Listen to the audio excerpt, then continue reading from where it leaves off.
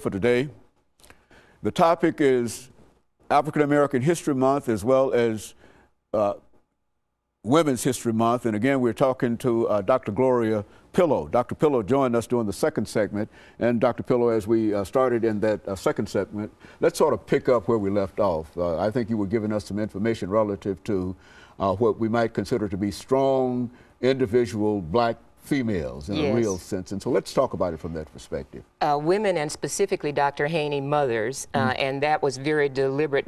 My own mother has been such an inspiring, such an awe-inspiring figure in my own life. I remember one time she and my dad were at the dinner table with us, and I asked her, how could you and Daddy even fall in love? You couldn't do so many things. You couldn't go to a movie. You couldn't walk in a park. You couldn't go to the swimming pool. How did you even manage to live a normal life, have a normal family, inspire us the way you did? So I'd have to say that my mother's example helped to bring me to this study. And again, I began with chapter 6, which is Beloved by Toni Morrison. Sethi, I think arguably the most well-known mother in all of African American literature, certainly.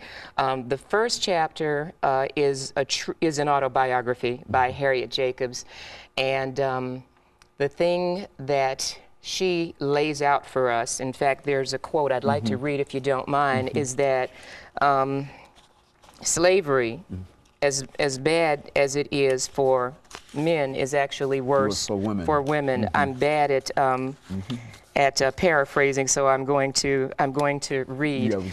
Slavery is terrible for men, but, and this is emphasis, it is far more terrible for women. Superadded to the burden common to all, they have wrongs and sufferings and mortifications peculiarly their own. It's interesting that she used the term peculiar, since slavery is widely known as the peculiar institution. Very good. At age 14, she says, the war of my life begins. The sexual assault is what she's speaking of, and this is what the female slave, above all the other indignities, has to fear and has to suffer. This woman never wanted to be a mother. She was forced into being a mother. Once she had her children, she actually wished them dead, in a sort of foreshadowing of Toni Morrison's novel, wherein the mother actually kills them. She doesn't, of course, want her children not to live. She doesn't want them to live under the conditions of slavery. She undergoes an incredible period in her life after her grandmother abandons her upon finding out about her first pregnancy, which, of course, she had no control over. And her grandmother had been her shining light, her source of nurture, because her mother was dead, her father was dead, and when her grandmother turned her out for being pregnant, she was lost for a while. My students would often say, I just don't believe this story. No grown woman with 2 children would spend 7 years in an attic living like a baby, unable to speak, having her grandmother nurture her. And that was her condition, huh? That was her condition. Again, I look towards psychoanalytic theory. Again, no friend of black people in its history. But the insights, again, in terms of the psyche, are so important.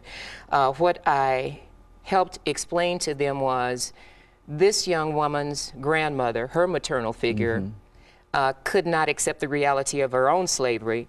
Therefore, she told her, slavery is God's will. So we simply must live under the will of God. When her son escaped to the north, she grieved as though he had died. There wasn't enough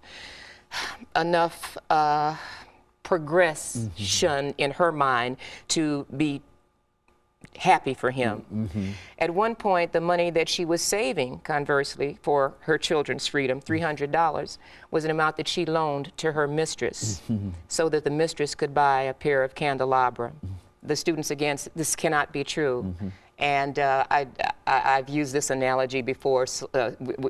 We would study slave narratives, and the slave was sent by the master. The slave was sent by the master to go across town to pick up a suit from the cleaners, and the students incredulously would ask, well, why didn't he just run away then? And I would answer them, if you can't imagine a thing, then you can't do it. Good. If you can't imagine freedom, like the bird in the cage once the door is open, like the elephant whose tether is no longer there. If you cannot imagine what it means to be free, then you can't. You're still enslaved. You're still enslaved. So psychologically, that's exactly. And this is what happened with this woman when she found a way to hide herself in the attic.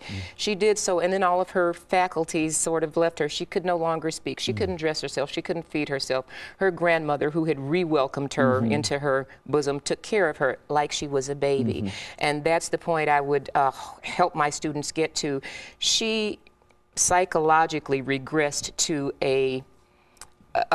almost a prenatal state, certainly pre-adolescent state, before she was sexually in danger of abuse by the slave master or any other white man in the district who might take a yearning to her.